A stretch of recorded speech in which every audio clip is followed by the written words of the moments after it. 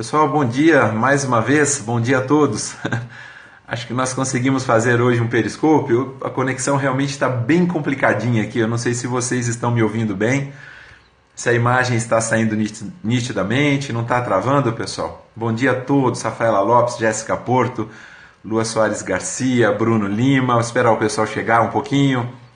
Perfeito, pessoal, muito bom dia a todos. Vamos lá, vamos bater um papinho sobre esses dispositivos. Tá tudo bem, né, pessoal? Natinha, minha querida amiga de Goiânia, grande abraço, pessoal de São Luís. Leca Faleiro, tá sempre com a gente, sempre com a gente.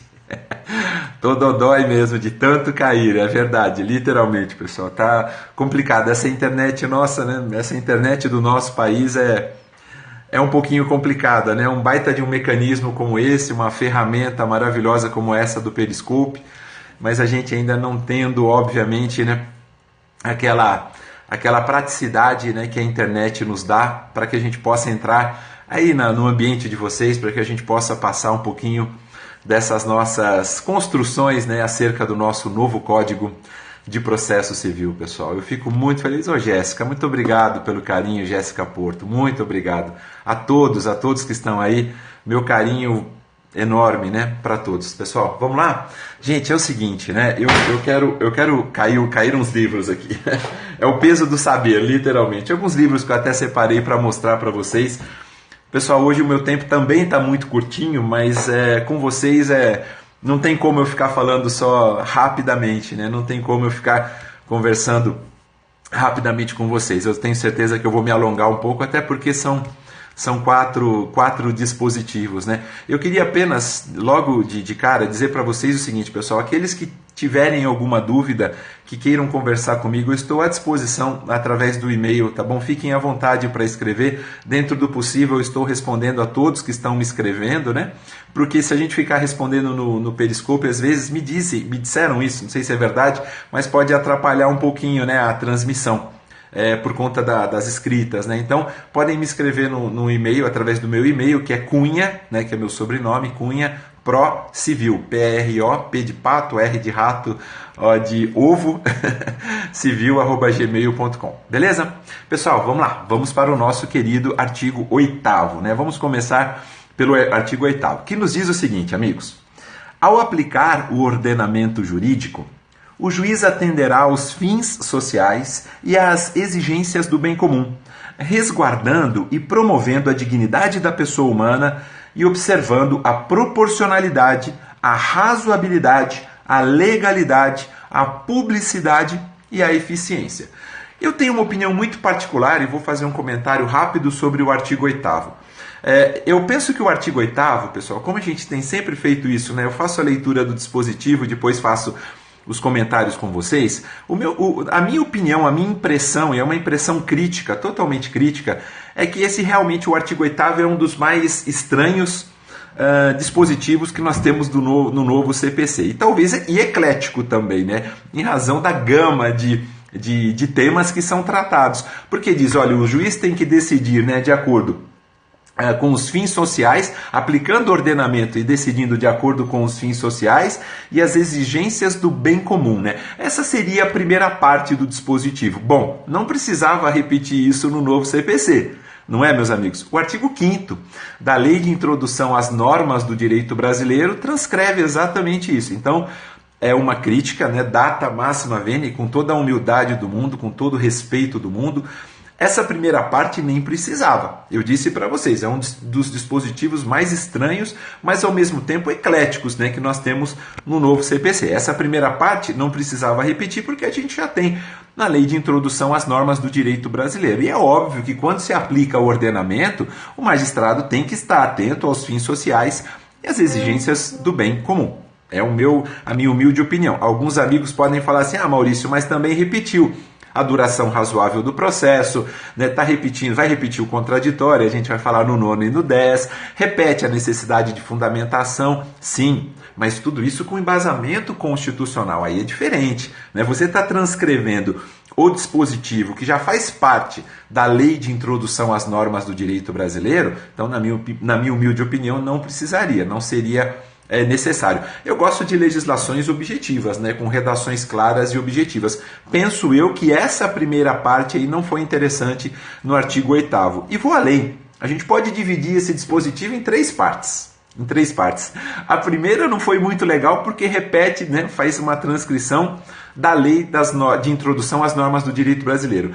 A segunda parte, pessoal, a gente pode até verificar pela redação do dispositivo, diz assim, olha, resguardando e promovendo a dignidade da pessoa humana e observando a proporcionalidade e a razoabilidade. Essa é a segunda parte. Eu dividiria o dispositivo, repito, em três partes. Então a primeira vai até exigências do bem comum, para quem está acompanhando aí com o artigo 8º, e essa segunda parte vai até razoabilidade. Aí diz, olha, o juiz tem que promover o quê? Né? Resguardar e promover o quê? A dignidade da pessoa humana. Conceito jurídico totalmente indeterminado. O que é dignidade da pessoa humana, não é? Mais ainda, já temos previsão legal também. O artigo 1º, né, inciso 3º da Constituição Federal, trabalha também com a dignidade da pessoa humana, né? E quando a gente fala de proporcionalidade, a gente fala também de razoabilidade, ainda que nós não tenhamos isso expressamente na Constituição Federal, isso decorre da interpretação de alguns outros dispositivos. É óbvio que o magistrado tem como obrigação, e a obrigação até funcional, de adotar a proporcionalidade e a razoabilidade dentro de todas as suas decisões, quando ele interpreta e quando ele aplica o ordenamento jurídico.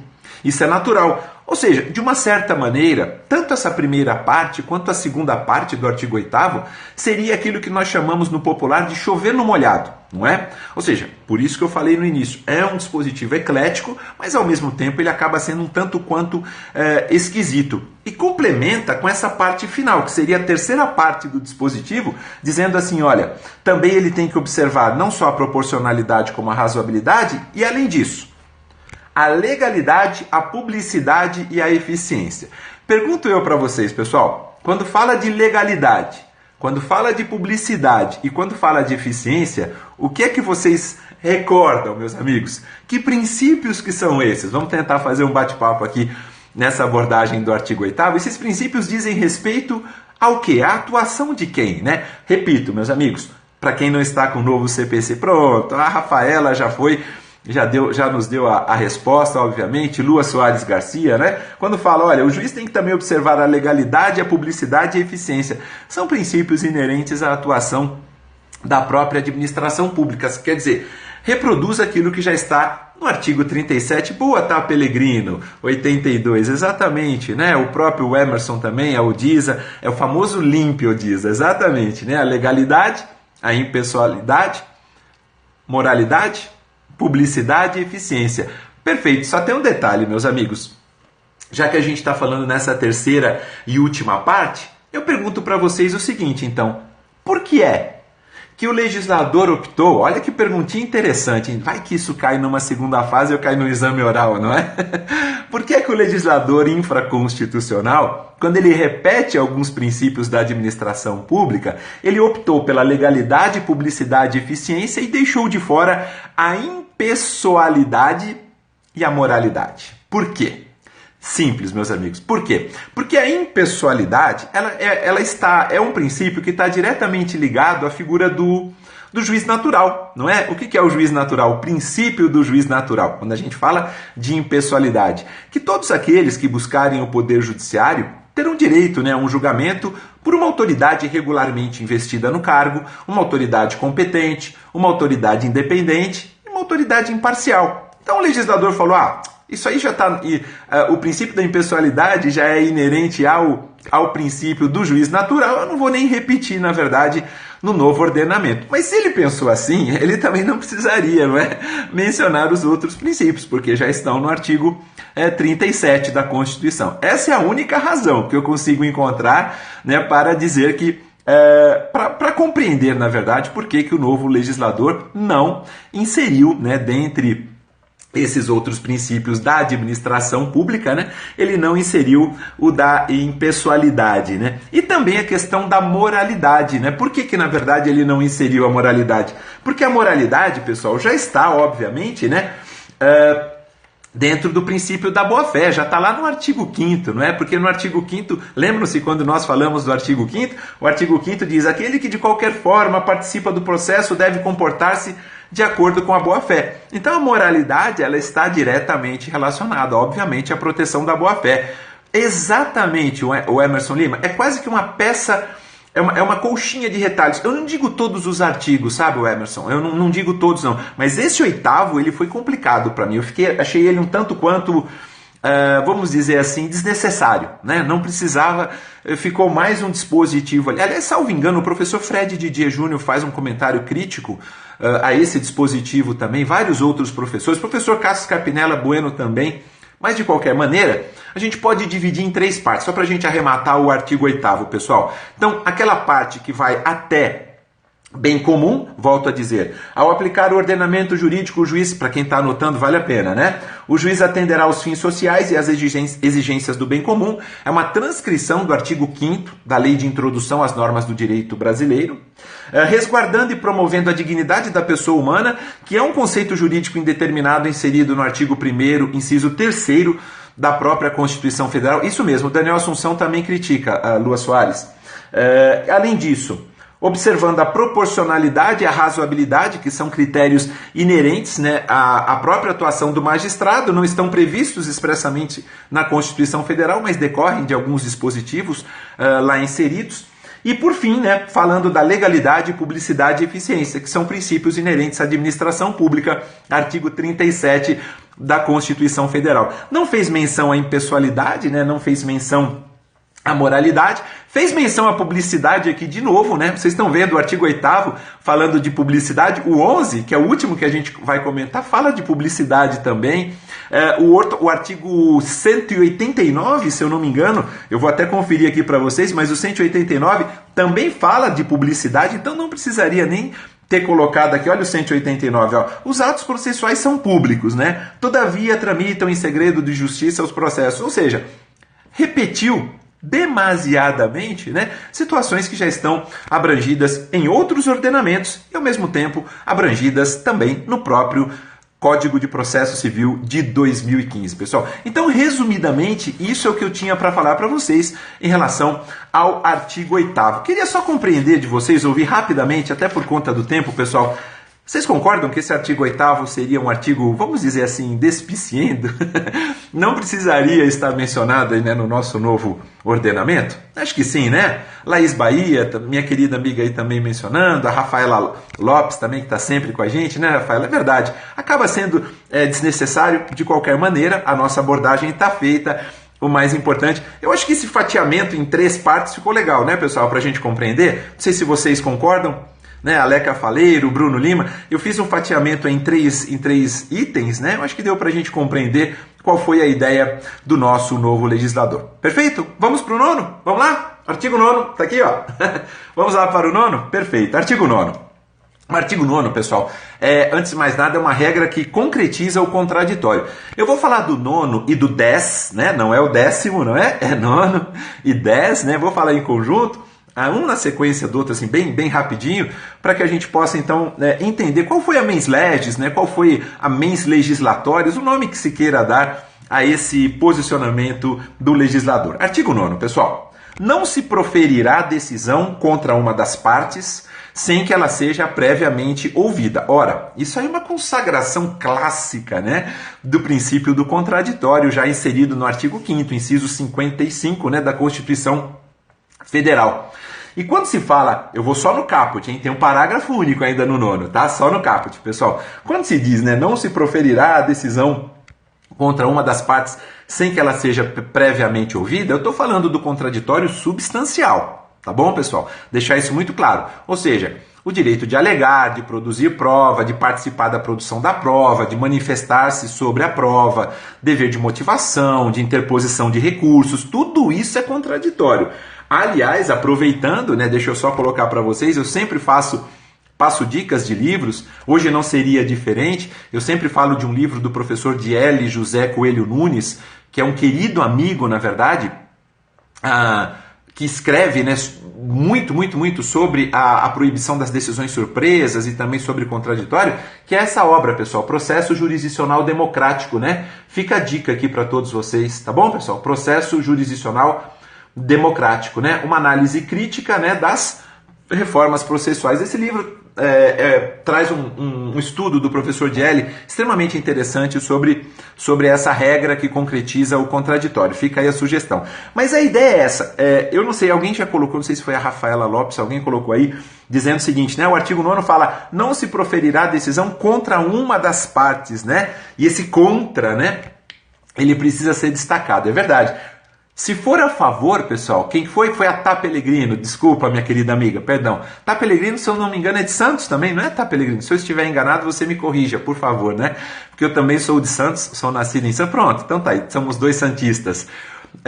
Essa ideia de realmente ser contra, não é? Ou seja, se for a favor, não há necessidade de se ouvir a parte contrária, né? Então nós estamos diante de uma regra que concretiza, né, o contraditório, o artigo 10, acaba cuidando da outra, da proibição da decisão surpresa, mas apenas para deixar bem claro, para a gente finalizar a abordagem do caput do 9º, é uma concretização do contraditório desde que a decisão seja contrária, tá bom, pessoal? Fala contra. Se for a favor, não há, obviamente, necessidade, né? Vamos imaginar, pessoal, por exemplo, né? Se nós pensarmos, né, em relação ao réu, quando você vai indeferir uma inicial, não há necessidade de ouvir a parte ré. Você está indeferindo a inicial, isso é algo favorável à própria parte ré, né? A improcedência liminar do pedido, você também não precisa ouvir a parte ré. Por quê? Vai prejudicar a parte autora e não a parte exata, tá, Pellegrino? Não há nenhum prejuízo nesse aspecto. Mas, para mim, o mais importante do 9º não é o caput. O mais importante do 9º, meus amigos, é o parágrafo único. E o parágrafo único diz assim: o disposto no caput não se aplica. Então nós temos aí 3 exceções, né? Aquilo que a gente chama de inaudita altera parte, não é verdade? Sem ouvir a parte contrária. Então eu não profiro decisão contra uma das partes sem que ela seja previamente ouvida, mas eu tenho 3 exceções trazidas pelo nosso novo legislador. Inciso 1º do parágrafo único, em relação à tutela provisória de urgência, né? Tutela antecipada, tutela cautelar, não tem porquê, obviamente, é perfeitamente possível que seja dada a manifestação jurisdicional sem ouvir a outra parte, né? Inciso 2º, as hipóteses de tutela de evidência previstas lá no 311, incisos 2 e 3, a gente vai falar de tutela provisória, né? Com calma, com um pouquinho mais de tempo. Aliás, alguém está mencionando o Emerson, né? Se não me engano, está falando inaudita altera pars, outra altera parte. Há uma discussão tremenda, né, sobre a escrita do latim, se é correto altera parte ou altera pars, né? Também a gente discute no outro dia, né, a respeito disso. Acho que os romanos poderiam nos ajudar, não é? Alguns dizem isso mesmo, Lara Leal, que par seria no plural. Mas a própria doutrina não se entende muito nisso. Até o professor José Cretella, que é um dos maiores estudiosos do direito romano, faz algumas considerações extremamente interessantes a respeito. Mas enfim, então são 2 situações que eu já mencionei quando se tratar de tutela provisória de urgência, 2 hipóteses de tutela de evidência, né, tutela provisória de evidência, que são o artigo 311, incisos 2 e 3, e também a decisão prevista no artigo 701. O que é essa decisão prevista aí no artigo, meus amigos, 701? Vamos lá ele, aquele que fala sobre a monitória, vocês estão lembrados? Pois é, o artigo 701 e a monitória, que é uma ação com procedimento especial. Por que será, né, que o próprio caput do 9º não se aplica quando se tratar de procedimento monitório? O caput diz, olha, não se proferirá decisão contra uma das partes sem que ela seja previamente ouvida. Aí faz uma exceção ao 701. E o 701 diz o seguinte: assim que se recebe, né, uma petição inicial da ação monitória, diz aqui, olha, sendo evidente, redação de 701, sendo evidente o direito do autor, o juiz defere, de plano, a expedição de mandado de pagamento, né, de entrega de coisa, ou para a execução de obrigação de fazer ou não fazer, concedendo ao réu o prazo de 15 dias. Para quê? Na ação monitória, né?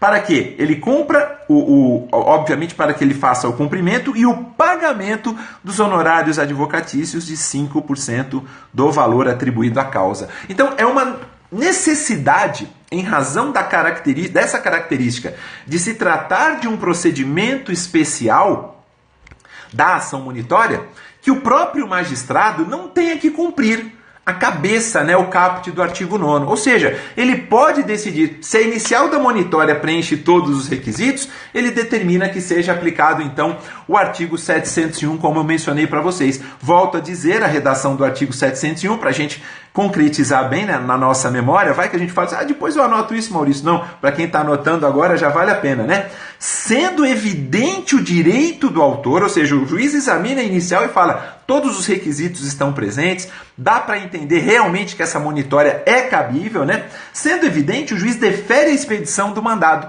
de pagamento, entrega de coisa ou execução de obrigação de fazer ou não fazer e dá para o réu aí um prazo de 15 dias para cumprir e pagar os honorários advocatícios de 5% sobre o valor atribuído à causa. O artigo correspondente no CPC de 73 é o 1102B. Tá bom, meus amigos? Ou seja, é aquela expedição do mandato, assim que o juiz olha e fala, tá tudo aqui, direitinho, bonitinho, não precisa ouvir a parte contrária não. Tá certo? São 3 situações, só relembrando, hein? Isso vai cair muito em primeira fase, muito, principalmente em primeira fase. 3 situações que excepcionam o caput. Volto a dizer para vocês, pessoal.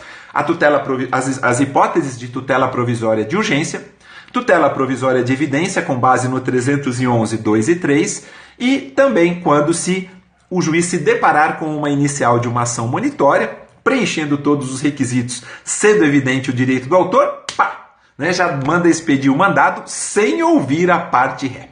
Tá bom? Perfeito, pessoal. Vamos lá para o artigo 10? Vamos lá? Falei que ia conversar com vocês do 9º e do 10, né? O 9º e do 10 eu falaria em conjunto, logo na sequência. Bom, o 10 é aquele que trata da chamada proibição de decisão surpresa, né?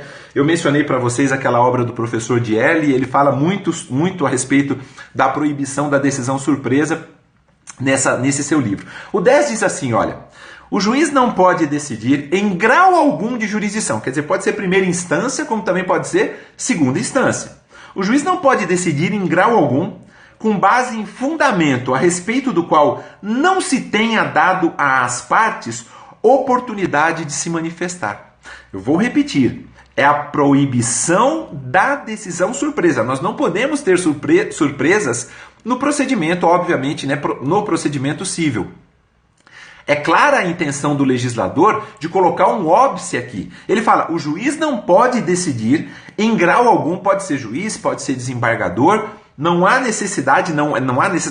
é possível que se decida com base em fundamento a respeito do qual não se tenha dado às partes oportunidade de se manifestar, e vem uma vírgula com aquela parte final, isso diz, é cooperação também, com aquela parte final manifestando-se no seguinte sentido, ainda que se trate de matéria sobre a qual deva decidir de ofício. Bom, fica clara a intenção do legislador de copiar modelos que nós já temos no CPC português, para quem gosta de anotar, eu até fiz uma observação aqui, eu só não me recordo onde que está, mas acredito que seja, eu fiz um rabisco rápido aqui. Artigo 3º, número 3 do CPC de Portugal, no CPC francês, artigo... Isso mesmo, Rafaela, desculpa se eu já disse, né, se eu já falei isso em outro encontro, peço até desculpas, mas é ele mesmo, você está correta. Artigo 16 do CPC francês, artigo 101.2 do CPC italiano, exatamente, né? Então, França, Portugal e Itália, né, já tem, obviamente, um dispositivo como esse, a gente se inspirou, nós nos inspiramos neles, justamente, né? Isso, Lara Leal, mesmo porque decidir de ofício não é sinônimo de ouvir as partes, está corretíssimo, é um raciocínio lógico, né? É um raciocínio objetivo e, obviamente, o nosso legislador pescou, né, nesses rios, digamos assim, né, do CPC francês, português e italiano. Olha aí, Rafaela, que bom, artigo 8º, número 2, né, do CPC de Macau, isso é bem interessante. Mais um pouquinho do nosso direito comparado, do nosso direito estrangeiro aí. É claro que é uma evidência do princípio da cooperação, a Aldisa já mencionou, né, inserido ali no artigo 6º, mas eu faço uma pergunta para vocês, pessoal. Essa parte final do artigo 10. É claro que a parte inicial é tranquilo para nós compreendermos, mas a parte final assim diz, ó, o juiz não pode decidir sem antes ouvir a parte contrária, né? Com base no fundamento, obviamente tem que ouvir a parte contrária antes, com base nesse respectivo fundamento, ainda que se trate de matéria sobre a qual deva decidir de ofício. Bom, posso considerar aí prescrição e decadência, pessoal? Posso inserir dentro dessas matérias que podem ser reconhecidas de ofício? Além da prescrição e da decadência, eu posso inserir ali os pressupostos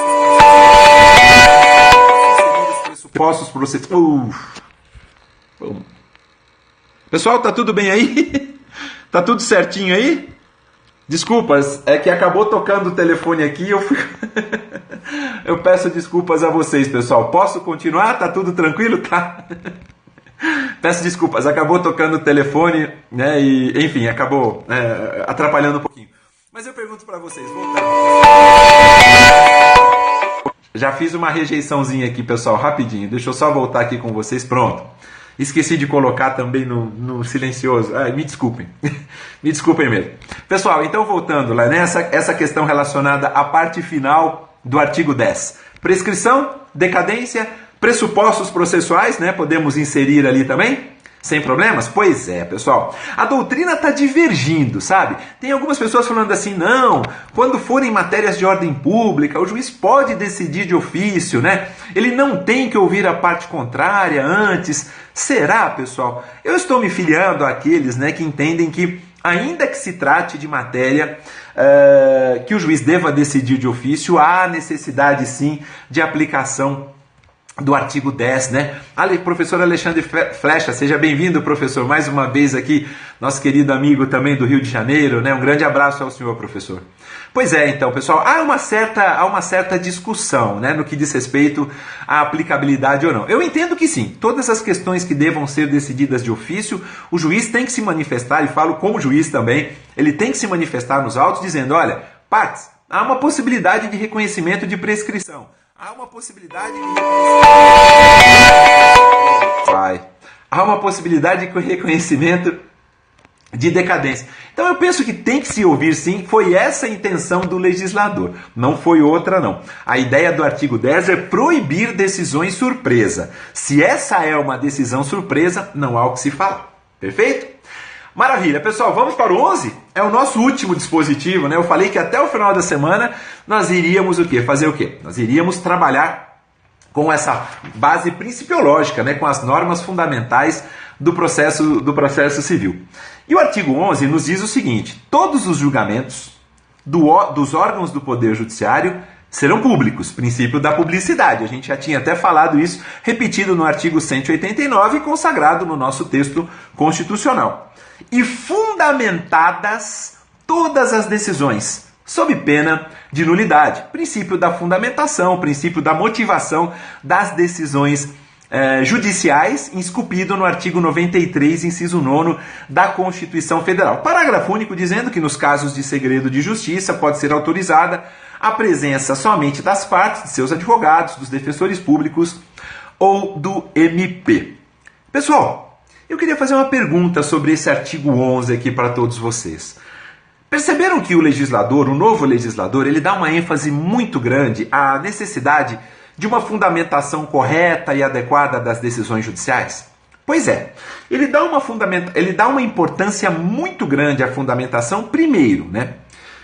É como se fosse, eu digo isso muito em aulas de pós-graduação também, mas é como se fosse um verdadeiro puxão de orelha que se dá, obviamente, no órgão jurisdicional. Nós sabemos que existem inúmeras decisões que são cassadas, que são reformadas por ausência de fundamentação. A intenção do legislador foi reforçar a ideia da necessidade de que todas as decisões judiciais sejam fundamentadas, mas fundamentadas adequada e corretamente. O artigo 489, eu já faço uma remissão, pessoal, para lá, rapidamente, né, no seu parágrafo 1º, ele traz situações em que o próprio legislador infraconstitucional entendeu que não seriam consideradas decisões fundamentadas. Não é mais os tribunais, na minha humilde visão, não são mais, né, os tribunais superiores que vão dizer o que é uma decisão não fundamentada. Hoje, por exemplo, o Supremo Tribunal Federal, o Superior Tribunal de Justiça admitem a chamada fundamentação per relationem. Eu já tive a oportunidade de dizer para vocês aqui, eu discordo completamente da fundamentação per relationem. Entendo até uma certa preguiça, entre aspas, né, de alguns magistrados, que não se debruçam sobre todos os temas trazidos pelo autor, ou pela parte ré, ou até mesmo por um terceiro interveniente, apenas fundamentando o seu ato decisório naquilo que realmente interessa para formar o seu convencimento. Ora, se eu sou autor numa respectiva demanda, ou se eu sou réu, eu tenho que partir do pressuposto de que todos os argumentos que eu estou trazendo devem ser analisados pelo órgão jurisdicional, ainda que seja para que o órgão jurisdicional diga: são relevantes, são irrelevantes. Eu não posso imaginar, eu não posso mais trabalhar dentro do contexto de um Estado democrático de direito com motivações per relationem. Ah, mas puxa vida, nós estamos assoberbados de processos, né? Nós não temos condições de decidir de maneira fundamentada, né, todo e qualquer pleito que nos seja trazido. Ótimo, mas o jurisdicionado não pode pagar esse preço. O jurisdicionado quer uma resposta, e ele quer que essa resposta seja dada de forma adequada, ainda que seja simplória e para se dizer não. O professor Alexandre Câmara, ele é muito tranquilo nesse aspecto quando ele fala, principalmente do parágrafo 1º, inciso 4º do artigo 489. É enfrentar, sim, todos os argumentos trazidos pelas partes. A resposta jurisdicional, a partir do momento em que você busca o acesso, né, você quer o acesso, obviamente, à justiça, a resposta jurisdicional, ela precisa ser completa. A preocupação que eu percebo do novo legislador, principalmente no artigo 11, fazendo link, já fazendo elo com o artigo 489, a preocupação dele é dizer, olha, órgão jurisdicional, você precisa saber fundamentar. O CNJ em números, pessoal, né? Se nós entrarmos, obviamente, isso, Laís Bahia, perfeita a sua colocação. Se nós entrarmos no site do CNJ e nós verificarmos no CNJ em números as decisões que são reformadas por ausência de fundamentação, decisões que são cassadas, nulificadas, utilizando até uma expressão da professora Teresa Arruda Alvim Wambier, né? As decisões sem fundamentação, que são consideradas decisões inexistentes, o número é muito grande. Então nós precisamos, obviamente, né, nos debruçar com um pouquinho mais de carinho, com um pouquinho mais de calma, com um pouquinho mais de atenção em todos os argumentos trazidos pelas partes. São eles que vão subsidiar as nossas decisões. São eles que formarão o convencimento do magistrado, né? Se nós adotamos o princípio do livre convencimento motivado hoje no CPC de 73, independentemente da questão, né, que se tem, digamos assim, no novo CPC, uma vez que o novo CPC trata da fundamentação das decisões judiciais, abordando o sistema do livre convencimento motivado, mas sem fazer a referência para a palavra livre. Independentemente disso, é muito importante que nós tenhamos a plena convicção de que as partes nos trazem subsídios que formarão o nosso convencimento, e todos esses subsídios que formam, né, o conjunto probatório, que formam o arcabouço probatório, todos eles precisam ser levados em consideração. Ah, Maurício, mas mesmo que seja algo simples, algo que não faça nenhuma diferença, ou, por exemplo, sem querer, num Ctrl+C, Ctrl+V, a parte ré colocou na sua contestação lá uma tesezinha que não tinha nada a ver com o pedido inicial, mesmo. É obrigação, eu faço isso nas minhas decisões desde o dia 8 de setembro de 1997, né, o dia em que eu tomei posse junto ao Tribunal de Justiça do Estado de Minas Gerais. É obrigação, sim, do magistrado, uma prestação jurisdicional adequada, mas mais do que isso, completa. É isso que nós precisamos, né? E aí que não é um discurso demagogo, não. Aqui é a pura realidade de quem sabe, né, que o jurisdicionado é que deve ser a nossa meta principal, pessoal. E para nós finalizarmos, né, já que falamos tanto de fundamentação e de motivação, queria apresentar essa obra para vocês. Não sei se já apresentei anteriormente, mas essa obra é fantástica, pessoal. Fantástica, tá bom? Vejam aqui, meus amigos, né? A motivação da sentença civil, tá bom? De quem nada mais, nada menos do que o professor Michele Tarufo. Essa obra, pessoal, para vocês terem uma ideia, ela foi traduzida, né, pelo professor Marinoni, pelo professor Daniel Mitidiero, e ela é de um conteúdo fantástico sobre fundamentação e sobre motivação. Fica aí a dica para vocês. Beleza, pessoal? Nossa, hoje eu falei demais, né? Já teve gente reclamando no nosso último Periscope que eu falo muito. E eu peço desculpas, né, a todos. Eu não tenho esse poder de síntese que muitos têm, né? E de síntese de conteúdo também, pessoal, né? Concreto, né? O parágrafo único, o Jack Show, né? Ele fala só sobre nos casos de segredo de justiça, né? Algo que a gente já tem no artigo 155 do CPC vigente, por isso que eu fiz essa menção rápida. Mas enfim, pessoal, eu queria falar para vocês sobre as normas fundamentais, né, do processo civil, estabelecidas no novo CPC, é a chamada base principiológica, né?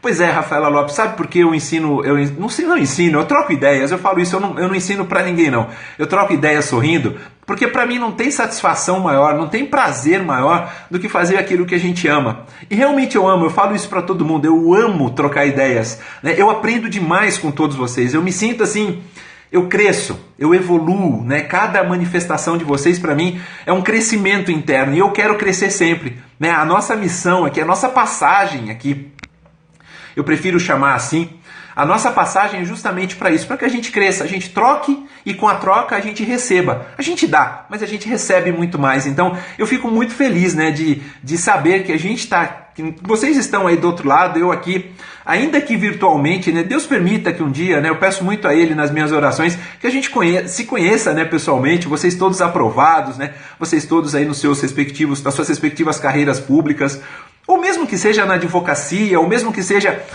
atuando em qualquer outro cargo, né? Que a gente tenha a oportunidade de um dia, né, nós nos conhecermos e nós podermos trocar energias, né, energias positivas. Acho que é isso que eu gostaria muito de um dia conseguir, né, concretizar. Tá bom, pessoal? Então nós vimos os 11 primeiros artigos, né? O 12, eu repito, pessoal, que fala da ordem cronológica, ele não tem a ver com a base principiológica, né? Ele não tem essa característica, na minha opinião, não é um princípio, é uma norma jurídica, é diferente. Ele vai ficar, então, para um outro Periscope, tá bom, pessoal? Eu peço desculpas, realmente me prolonguei muito, mas é assim que as coisas caminham, é assim que eu gosto de caminhar e agradeço imensamente aí a participação, a colaboração de todos, tá bom, pessoal? Eu espero poder voltar, hoje é o último dia antes do recesso, eu vou tirar alguns dias para descansar, eu realmente estou precisando muito, né? Eu preciso botar um pouquinho a cabeça no lugar, botar o físico, botar a mente, principalmente, né, no lugar. Eu vou ficar um pouquinho off, né? Mas antes de eu ficar off, eu venho aqui e vou deixar o meu abraço para vocês aí de final de ano. Tá bom, meus amigos? Muito obrigado mais uma vez. Me desculpem, né? Perfeito. Eu agradeço todos aí a participação, o carinho de todos vocês. Quero mandar um abraço muito grande, né? Um beijo para todos e um beijo bastante carinhoso a todos que estão sempre conosco. Tá bom, pessoal? Fiquem com Deus, um grande abraço e até mais.